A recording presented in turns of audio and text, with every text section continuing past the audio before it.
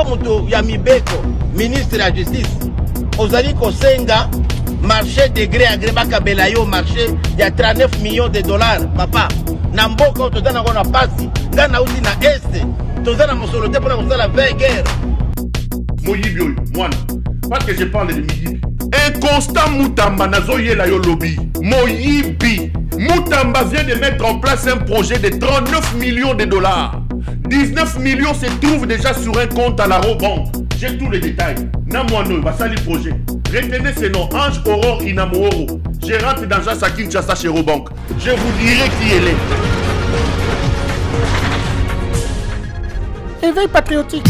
Chaque mercredi et vendredi, Batia Mwamba. Émission de Maître Willodine Moukasson. Émission Pesanga Force Yangwana. Hi, bonjour Mbote, chers compatriotes, mesdames, messieurs, salut chez vous. Soyez les bienvenus dans la rubrique Nabiso, mon indignation. Chose promise, chose faite. Nous vous avions promis que Toko Kangali Susu, mon côté, Toko garder le sous silence, pour la pandémie, to épidémie, il y a détournement, au Ezali, Kole Kanambo, Kanabiso, la République démocratisée du Congo. Ça fait froid au dos. Mokili mobimba bakomi ko kamwa pe ko seka biso bakomi ko kamwa pe ko se moke na biso tozo déambuler na bamboka nyonso ya mekili ko kende ko luka secours ko kende ko luka protection ko kende ko luka sécurité alors que nansua mbongo nzimbo argent mosolo dinero mopatas l'argent kayakaya dit munkundulu otozana nango na kati ya République démocratique du Congo tokokaki ko saturer na ba possibilité nyonso ya ko sala guerre ya kosili sa guerre. Et namboka na biso toyebi que rébellion ezala raté, rébellion o ba imposa biso ezali occupation rwandaise na sima ya loboko ya banglo-saxon dont les Américains, les Britanniques, la France, la Belgique et j'en passe.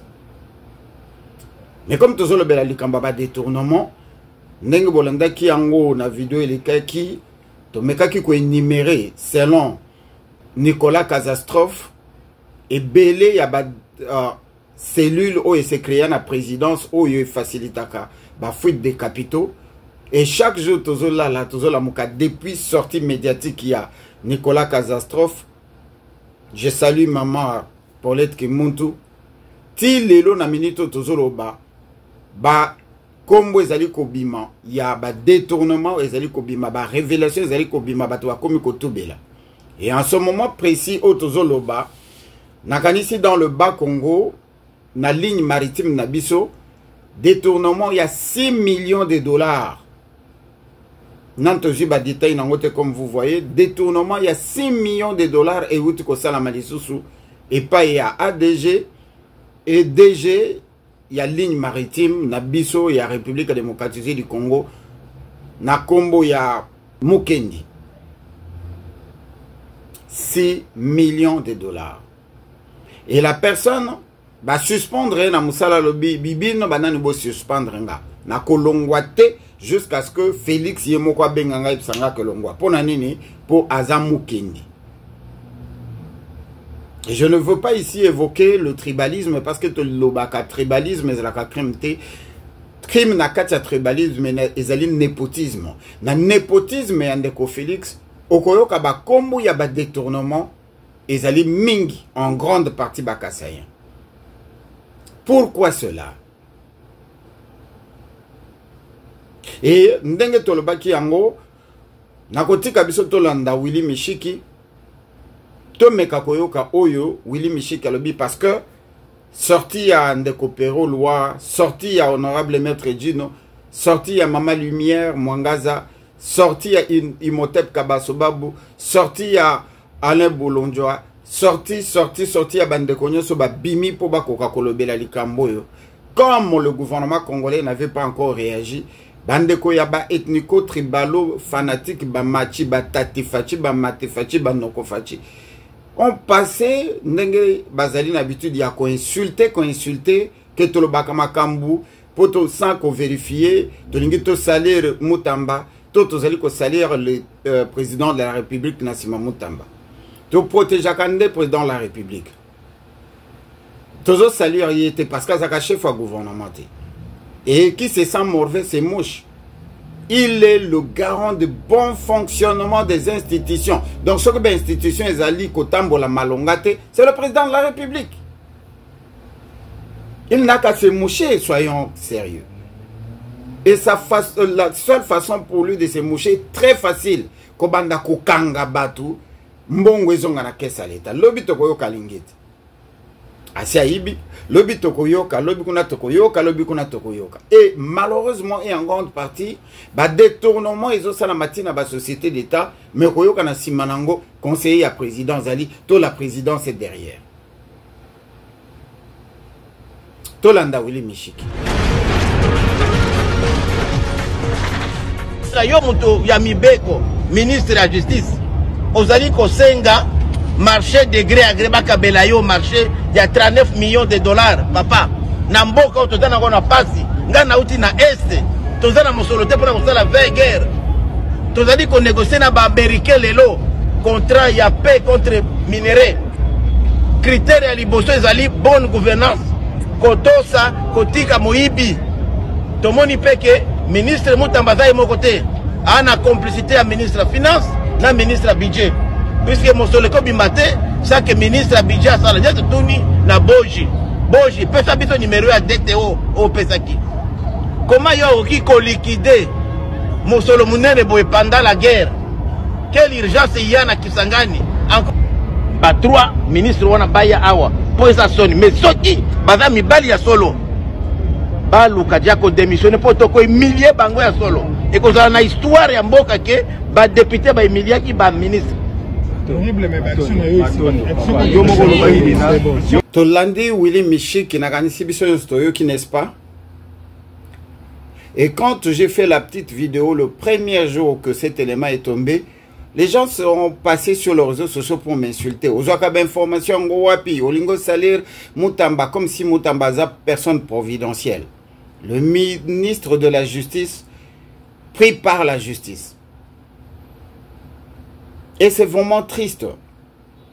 Le problème c'est que il a fait transférer l'argent 19 millions en période de guerre sans l'autorisation de son patron qui est le ministre, le premier ministre. A passé marché de gré à gré et après a créé compagnie naïna copine naïa rwandaise et a bombardé 19 millions. Ce qui va se passer c'est quoi? Bako sambisa ndenge balobi ba sambisa bako poser ba question, mais la première des choses, il devrait commencer par démissionner. Na minute tozolo ba Mutamba devrait démissionner. Après babandi ko poser ba question, ce qui a répondre bien dans le parlement ou dans le Sénat, je sais pas trop, et ba même devant justice. Mais ce que vous allez constater c'est quoi? Comme les alliés cliquent, il y a ba détourneur, les 19 millions ils ont déjà complètement perdu tout de suite au Bungisian. Parce que Togoye Baté et Kendaki Wapi.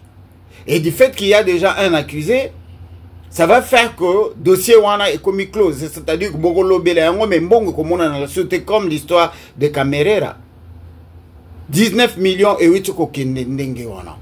Na minute, les 19 millions a déjà été dispatchés.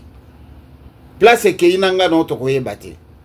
Et mais du fait que déjà Mutamba, Asali Yango, Willy Mishiki vient de parler à un parlementaire, au sénateur.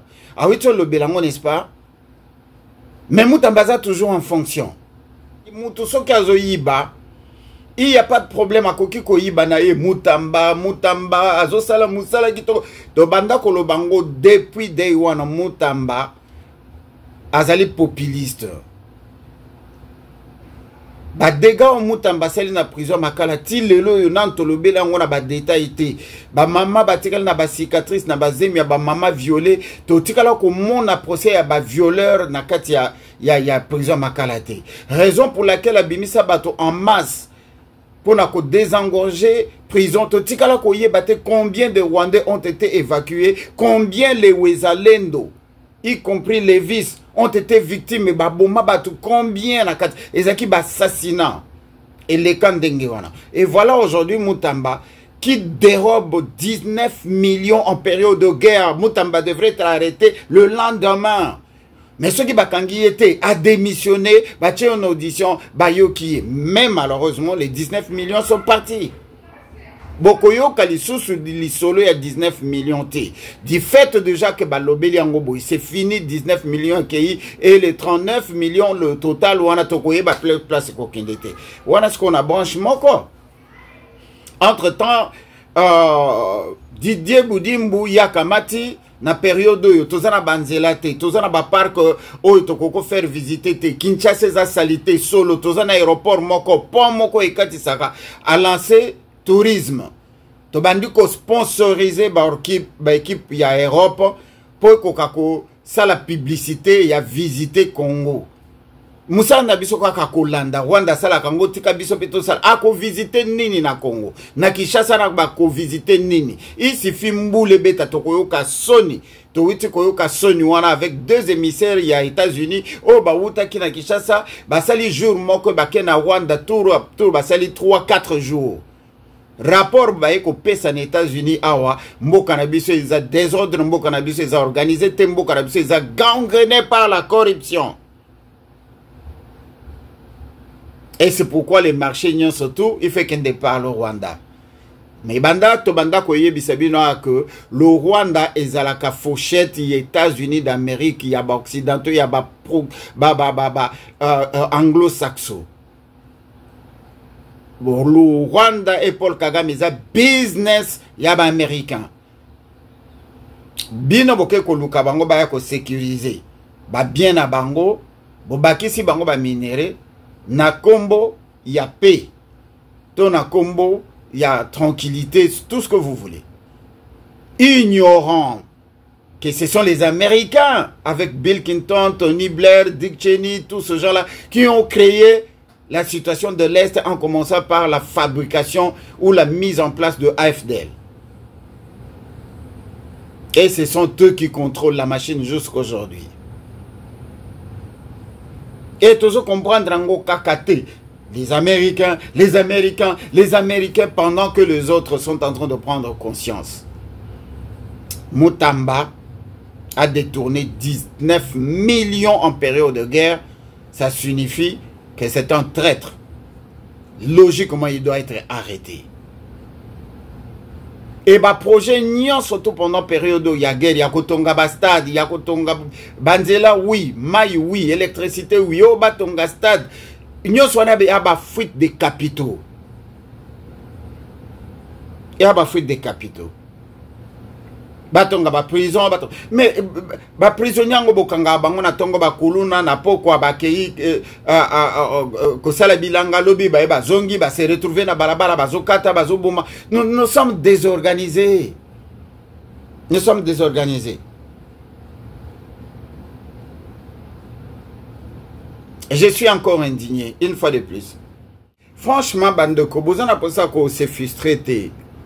T'oblige à Kamuto à l'anda bisoté. Tozana kati ba réseaux sociaux, soko komi na vidéo et ko yebi déjà que honorable Dino Makambalo baka énervaka yo parce que olingina koma dialéliste, olingina koma ethnico tribalo fanatique, olingina bandolo bela ba individu, c'est pas mon travail. Moi je suis congoliste, je parle pour la République démocratisée du Congo et je ne fais que essuyer mes larmes et essuyer les larmes de ceux-là qui sont soumis à des traitements cruels, inhumains et dégradants. Il n'y a pas seulement que la guerre à l'est du Congo qui extermine le peuple congolais, mais par contre, les détournements font partie, il y a crime, où ils allaient comme les Congolais na liwa. Priorité na biso ezali ba moyen ba mise en place, il y a ba projet où ils allaient occasionner ba fuite des capitaux. Et j'aime bien parler de ce type, Didier Boudimbu. Bota la photo, oh. Bota la photo, oh. Certes, Bogolobakeza montage ou un montage T. C'est juste une illustration pour nous que Didier Boudimbu, à peine a eu pouvoir, a eu poste, il y a ministre, il y a sport. Place à Outine hydrocarbures, il a fait dérober 240 millions de dollars. Ba Longoli était, ba Kangi était, ba Pembenize était, ba bombardé ministère Moussousou. Na ministère on a commis 100 millions de dollars pour na ko réfectionner ba stade en pleine période oyo mboka eza na guerre, tozana ba ponte, tozana ba nzela te, tozana ba egu ezate, mbula soke beti muke na stade ango submergé, kotima il faut ba somba biloko mususi ya sika ba pelouse ya sika ba tapis ya sika biloko nyonso ya sika. Tale ta toilette. Si vraiment ici, merci papa Alain Vouendi, si vraiment ici cette image est réelle. Bon, bah tourisme en tozo salisa. Au tourisme tozo bengisa. Et vous allez pour aider sur la nini, pour ça la nini, coco tambongo combien? Le ministère de tourisme, ezaka kateke ba kende ko visiter ba parc, o tolingi ko kabola so na Rwanda. Nanzela ba Congo ba okende nanzela nini nzela wana chaque fois mbule ko beta nzela zo katana. Dans le Bandundu, il y a pratiquement rien à part le Mobondo. Ba ko kende ko visiter ni dans le Bandundu. Dans le Kasaï, c'est vraiment d'ailleurs la désolation, car le Kasaï est situé dans la côte à OMS comme le coin le plus affecté par la famine. Nakatanga, il y a l'insécurité galopante. Et le reste, ils sont déjà occupés par le Rwanda M23 AFC. Tourisme, en biso organisé en wapi. Oyo bimisi ba millions. Donc to sorti ba millions. Pour na kokende ko sala publicité. Mukolo nini beki puana. Mukolo nini la France ko zwa équipe ya Congo et banda ko sala la bango publicité. Nous sommes le pays le plus riche en termes de minerais, non? Mukolo nini les États-Unis et ko zwa équipe na bango ya basket et banda ko sala publicité ya Congo. Kaka po bazo ya minerais. Soyons sérieux. Nous continuons à accepter que les gens qui nous gouvernent, groupe Yaba Mafia Alibaba, ba créer kaka, ba biloko occasionné ba fuite des capitaux. Et nous trouvons ça normal. Dès que tu parles comme je parle, non, alinga kambokate, alobaka kamabe, toko kiko lobaka ka bolamu yambokate, po tozo mona bolamu yamboka, on tozo profiter na on est le côté. Certes. Le Congo est le pays qui a fait les États-Unis toye biango. Le Congo mouté silisa hépatite B toye biango. Le Congo mouté stabilisa ba explosif na deuxième guerre mondiale avec les diatomées toye biango. Le Congo mouté fournissa ba minéré nango pour Charles de Gaulle a gagné guerre naye aya ko libérer la France toye biango. Le Congo mouté sala penza que le lo ba avion et ko kakozo expansion toye biango. Le Congo mouté sali que le lo technologie comment o ezali tozanango le lo ça fait 23 000 ans avant Jésus-Christ avec l'os de Shango qui est la mathématique créée par nos ancêtres. Le Congo est aujourd'hui le seul pays au monde qui fournit assez de Kekina. Artemisia. Mais nous profitons de quoi de tout ça? C'est parce que nous avons battu au bazar sérieux dans le sommet en Bokate. Bazaka focus y a créé ba réseau où il faut faciliter ba fuite des capitaux. Et c'est ça mon indignation. Alors, pour finir avec ce que j'étais en train de dire, nous saluons quand même le travail de l'honorable Willy Michiki, à qui j'ai dit bonjour. Mais vous aurez constaté que Moutabimi Sakili Kambo et Liboso na ba réseaux sociaux, même Tinakata Congo, et Zalakin de Kopero Loire. Le jour où il y a l'obéla qui ango, comme d'habitude, et Bissonio s'auto-relayé en gros, et a qui kaka insulte. Personne ne voulait croire. Mais la seule chose auto remarqué que, l'institution na biso, basé la réaction, il y a diaspora, to réaction, il y a réseaux sociaux. Parce que, c'est ça qui dossier, on a dès le premier jour, mais l'obéla qui en voté. Et caméra, monsieur Perrault, tant récupérer l'obéli en gros, c'est ainsi que finalement nos institutions ont commencé à réagir. Nous saluons cela quand même. Beaucoup remarqué qu'après qu'a sorti honorable Willy Michiki, la première ministre aussi a réagi. Mais l'herbe document les otambola, l'herbe bon les autres qui ne comptent à banque. Ndengeni ni institution na biso na yebi bateau zwakango en charge te ba yeba kite ke mbongo ezo kende kotambola. Ce qui te réagit, ça qui était peut-être Ndelikambo et l'équipe, soit Balandengezoleka, en ce moment, il n'y a pas Didier Boudimbo. Il y a des millions qui sont en train de circuler. Nandenge Baïko créé et loko, il a visité Rwanda. Ben Katongo ni Katfabo, Tolo Banano. Na Congo, Bakoyako visité Nini. Ba poubelle, ba inondis. Solo. Bakoyako visité Nini. Pon, ya Mayanjili. Tokangi parenthèse wana. Mais la seule chose qu'on a souhaité, ndeko Willy Mishiki, ayaki na dossier moko, il y a makasi, il y a détournement, il y a 500 millions de dollars. Oh, le Rwandais Gisaro a détourné ministre de l'infrastructure. Étant semé qu'il y a Ndeko Félix, il a détourné 500 millions. Bah, même le dossier wana tina parlement, Ndeko Willy Mishiki, ce dossier wana et lala ndenge nini, suka ndenge nini. Nani apesa ningisa kebo kanga dossier wana. Pona nini tolobela kango li soute alors que le type a dérobé 500 millions s'il vous plaît. Gisaro a dérobé 500 millions. Oh et ça là que ti lelo kicha seza ko dinda ye mutaza ministre de l'infrastructure. Aza toujours en fonction. Ce qui tolobi o tolobaka.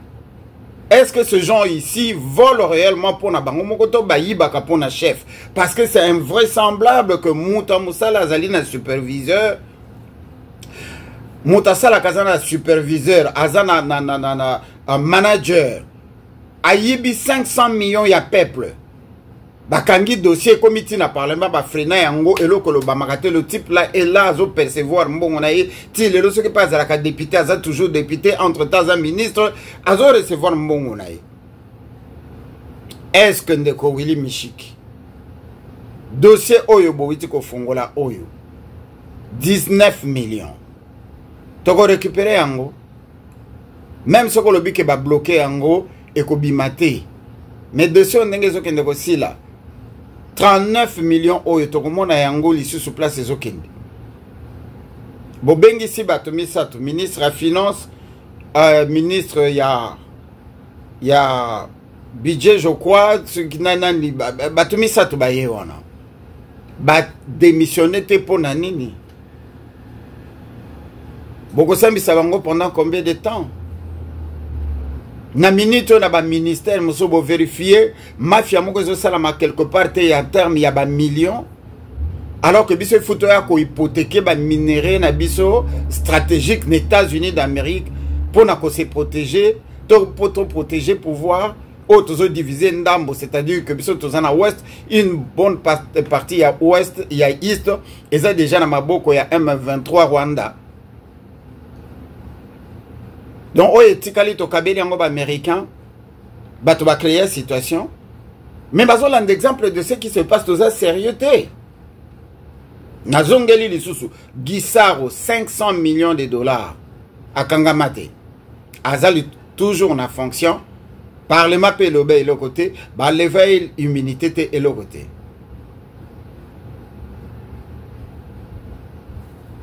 Voilà. Bon week-end.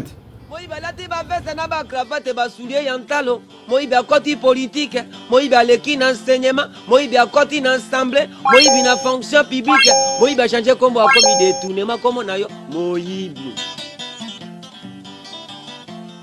Moïba lati ba veste na ba cravate ba soulier yantalo. Moïba koti politique, Moïba leki na enseignement, Moïba koti na assemblée, Moïba na fonction publique, Moïba changer comme a commis détournement comme na yo. Moïbi.